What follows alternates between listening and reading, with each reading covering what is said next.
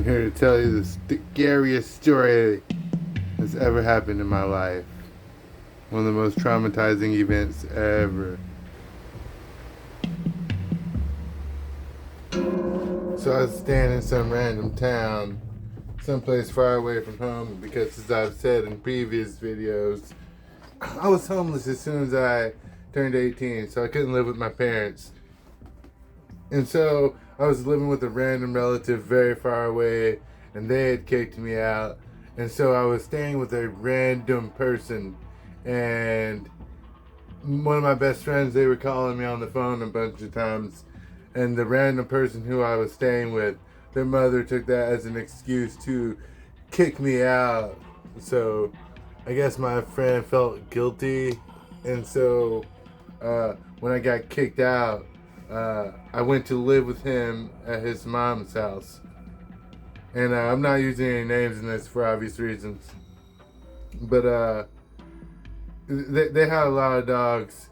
We grew up together, actually, was the whole thing. And so we hung out at this house a lot before. They had a lot of dogs. I lived basically, right beside this person. And behind our houses was like a tributary. It was pretty obvious that this place where we lived used to be a forest before they mowed it down to make cool suburbs.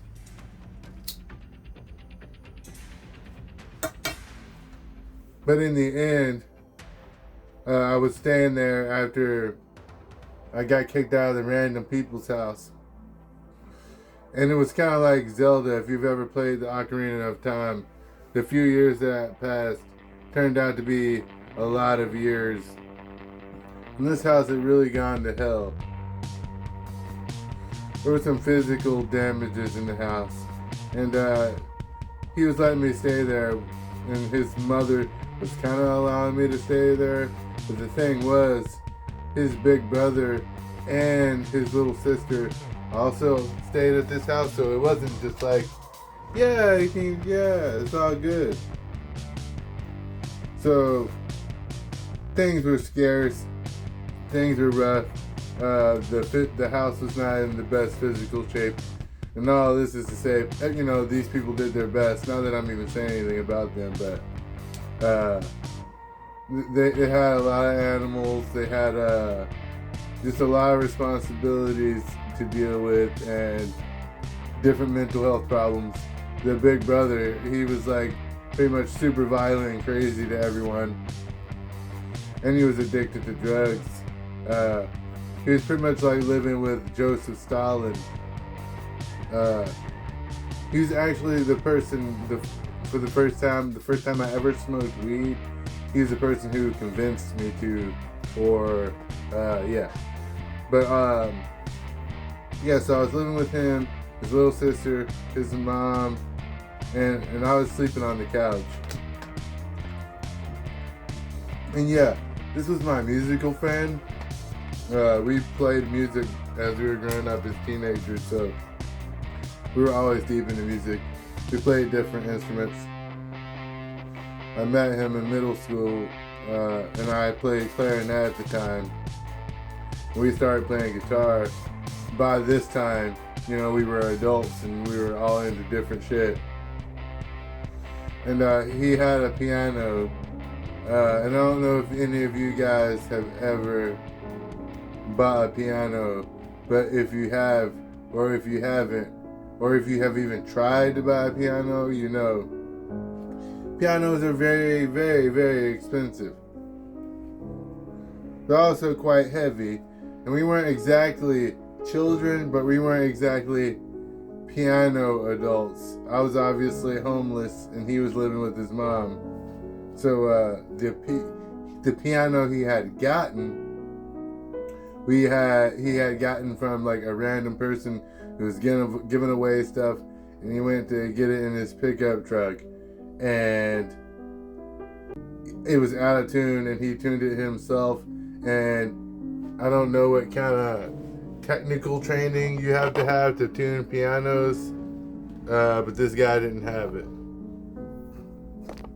Fix this a little bit. So the piano was weird and creepy, out of tune, kind of spooky. Very spooky. And as I said, we kind of lived in what used to be a forest, kind of tributary kind of thing. I even remember once when I was a kid, I found a rabbit. This was like my first interaction with actual death.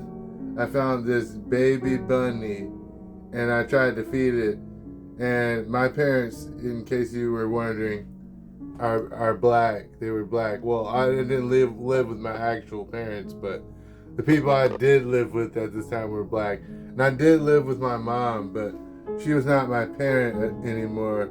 And there will be a whole story about that for sure. But yeah, I found a bunny, and I tried to keep it alive. I didn't know at the time that it needed some kind of milk, and even if I did, it wasn't like my black parents were gonna go like get me rabbit milk or rabbit formula. So they made me put the bunny down. This was a bunny we found just, in the neighborhood. Same with, I found a turtle once that had been like attacked by something and was mutilated. We had to put it down. So this was like a place where you could find a lot of weird and exotic animals. And like I said, this house was not in the best of shape. So they had a little problem with rats. And I don't mean mice. And anytime I mention an animal, it's absolutely the animal I mean. Because there's more weird animal stories to come. So anyway, they got rats, which was, cool because they had a lot of dogs. So like the rats didn't like come hang out because obviously they'd get mauled by the dogs. They mainly lived in the basement. But at night, the rats would come out to play. And obviously, since I was like the 8th person standing there and the black person, and obviously the only person not related to anyone there, I got to sleep outside. Well, I didn't sleep outside, but I didn't have my own room. I got to sleep out in the living room, which was where everyone, I guess, they wanted to sleep with the dogs because like they didn't want the dogs to get bitten by the rats because they crated the dogs. They didn't just let the dogs like run free at night. And some of the dogs, you know how dog people are, they slept with some of the dogs, and the dogs that weren't as loved were crated. And so basically the dogs they didn't want to get bitten by rats, they slept with. Anyway, so me and the dogs they didn't care about getting bitten by rats got to sleep with the rats in the living room at night, which was very fun. I remember my first night trying to kind of adjust to the fact that, okay, rats is my life now. And I'm listening to them scary in the background as I'm like trying to sleep and like pretend it's all good. And they start running across the piano, playing the spooky, out of tune piano notes. And it was just like the most horrifying experience you could imagine. Well, somehow I'd even gotten used to this experience. I was living in this situation where, alright, I slept with rats, I lived with a crazy, super abusive guy, and my friend, who I loved to death, mogged me to the ground. That's just a fun word that I learned from the internet. LOLZ. And I had a crush on the sister, so that was like a gay situation. Because, well, let's not even talk about that. These are all mini stories. This is my first story that's a story. And so I lived with a crazy guy, and one night, and he was like a guy who didn't tolerate shit. Like if you did anything, like for example, like this guy, he kicked this guy's ass because he lit a match.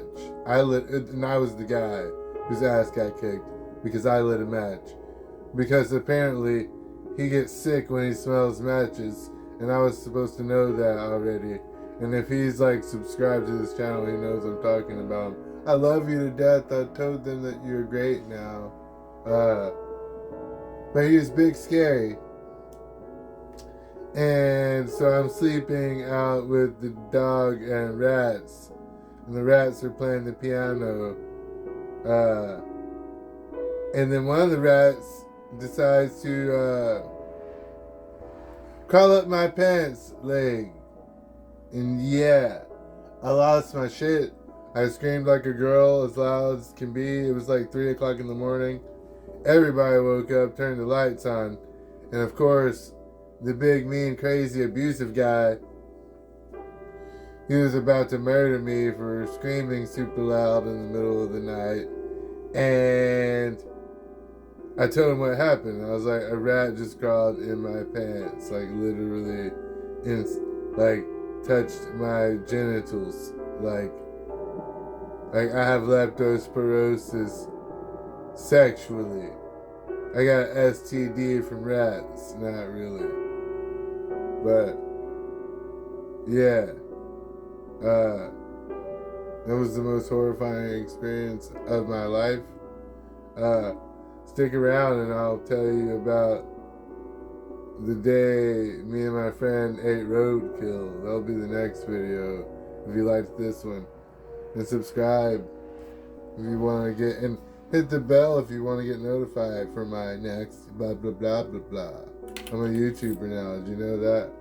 I guess if you're watching to this point, you know I'm a YouTuber. And I'm serious. I'm Clark Kent. Actually, I'm the super, or yeah, I'm not sure. I don't know what my other identity is anymore. Stay mindful.